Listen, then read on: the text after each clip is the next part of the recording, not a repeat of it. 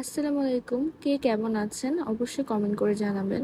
Second anniversary উপলক্ষে গত বছর নভেম্বরে আমাদের যে সেন্ট মার্টিন ট্রিপটা ছিল সেটার part by part blog upload করার কথা ছিল।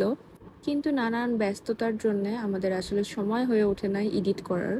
Part 1 and part 2 already upload করা আছে। এটা পার্ট 3, মানে থার্ড ডেতে যা যা হয়েছে সবকিছু। এখানে third day and fourth day মিলে থাকবে। এটাই অ্যানিভার্সারি ট্রিপের লাস্ট পার্ট অ্যাকচুয়ালি।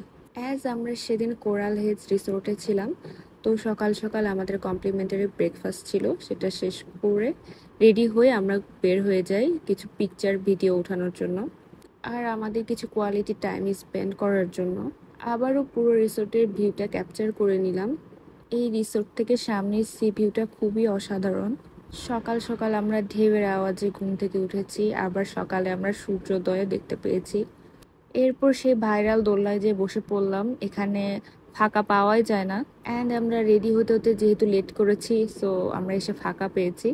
এরপর আমরা দুইজন কিছু ভিডিও পিকচার, আমাদের মেমোরেবল কিছু মোমেন্ট এখানে ক্যাপচার করেছি। তবে এখানে বসে থেকে ভিউ দেখতেও অনেক ভালো লাগছিল, গল্প করতে ভালো লাগছিল।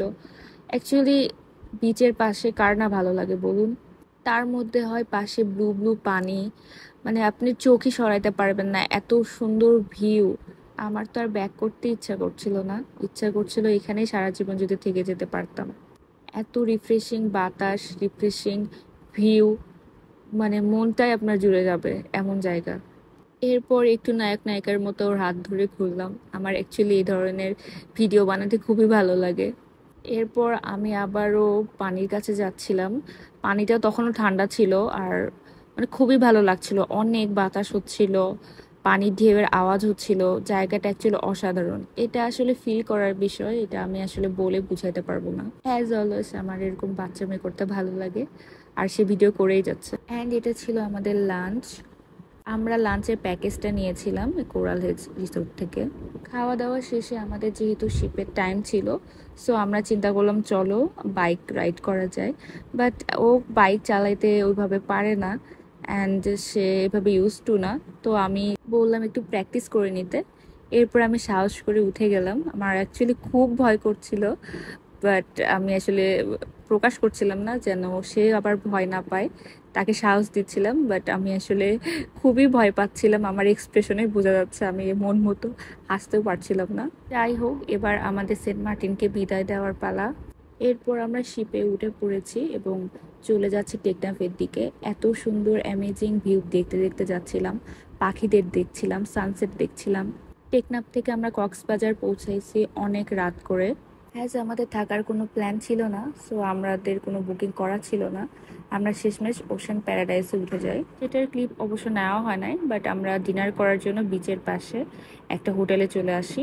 আর এখানে খুবই মজার মজার খাবার ছিল, ভর্তা, শুটকি, খুবই মজার ছিল।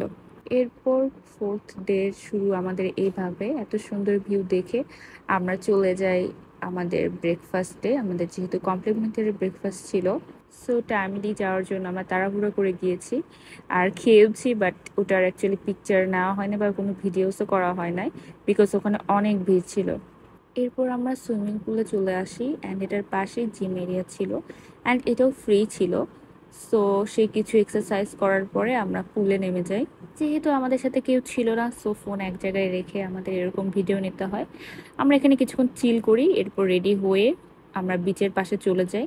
অ্যান্ড এখানে এই ফলটা খাই। এই ফলটার নাম কি জানি ছিল, আমার অ্যাকচুয়ালি মনে নাই, বাট এটা তালের মতো একটু করে দেখতে ছিল। এটা অ্যাকচুয়ালি আমি ট্রাই করেও দেখি নাই, সে ট্রাই করছে, তার কাছে মোটামুটি ভালোই লেগেছে। এরপর আমরা অ্যাজ ইউজুয়াল কিছু কেনাকাটা করি। যেহেতু কক্সবাজার এসেছি, কিছু তো নিয়ে যেতেই হবে, লাইক ঝিনুকের কোনো কিছু বা বার্মিজ আচার, শুটকি, এসব আর কি। এখানে কিছু কেনাকাটা করি। ও আমাদের নাম লিখে নেয় একটা ঝিনুকে।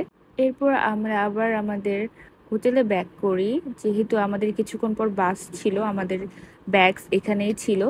এসব নিয়ে আমরা একটু এই পাশে ঘোরাঘুরি করছিলাম, যেহেতু আমরা তখন এই পাশে যাওয়ার টাইম পাই নাই।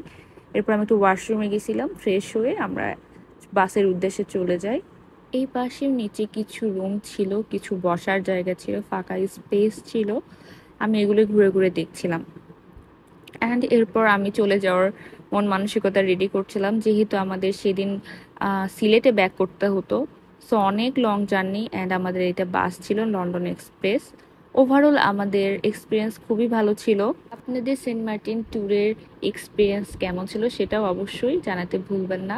আর ভিডিও ভালো লেগে থাকলে আমাদের চ্যানেলের অন্য ভিডিওগুলো ভিজিট করে আসবেন আর অবশ্যই লাইক দেবেন।